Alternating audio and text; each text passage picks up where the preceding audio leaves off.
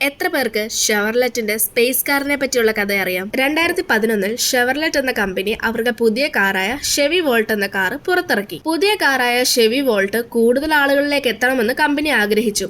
എന്നാൽ എപ്പോഴും ചെയ്യുന്ന രീതിയിലുള്ള മാർക്കറ്റിംഗ് രീതി അവർ ഈ പ്രാവശ്യം വേണ്ടെന്നും വെച്ചു. അങ്ങനെ ഷെവർലെറ്റ് കമ്പനി അവരുടെ പുതിയ കാറ് ഏതെങ്കിലും സിനിമയ്ക്ക് വേണ്ടി കൊടുക്കാമെന്ന് വിചാരിക്കും. അങ്ങനെയെങ്കിൽ സിനിമ കാണുന്ന ആളുകളും ഈ കാറും കാണുമല്ലോ. അവസാനം ഷെവർലെറ്റിന്റെ കാറുകൾ transformers dark of the moon എന്ന സിനിമയിൽ ഉപയോഗിച്ചു. സിനിമയിലെ ഷെവർലെറ്റിന്റെ കാറുകള് ഒരു ഏലിയന്റെ മുന്നിലൂടെ ചാടി അന്തരീക്ഷത്ത് പോകുന്ന പോലെ ഒരു സീനുണ്ട്. ആ സീനിലൂടെ ആളുകൾ കൂടുതലായി ഷെവർലെറ്റ് കാറുകളെ അറിയാനും തുടങ്ങി. അന്ന് ഷെവി വോൾട്ട് കാറുകൾ സ്പേസിലേക്ക് പോകുന്ന കാറുകളായിട്ട് എല്ലാവരും വിശേഷിപ്പിച്ചത്. എന്നാൽ ശരിക്കും ഈ കാറുകൾ സ്പേസിലേക്ക് പോകില്ല. പക്ഷേ സിനിമയിലെ സ്പേസ് കാറിന്റെ കഥ കൊണ്ട് ഷെവി വോൾട്ട് കാറുകൾ വളരെയധികം ഫേമസ് ആയി. നിങ്ങൾക്ക് ഷെവർലെറ്റ് കാറുകളിലെ ഏറ്റവും ഇഷ്ടമുള്ള കാർ ഏതാണെന്ന് കമന്റ് ചെയ്യും. ഇതുപോലെയുള്ള കൂടുതൽ വീഡിയോസിനായി ചാനൽ സബ്സ്ക്രൈബ് ചെയ്യാനും ഇൻസ്റ്റഗ്രാമിൽ ഫോളോ ചെയ്യാനും മറക്കല്ല്.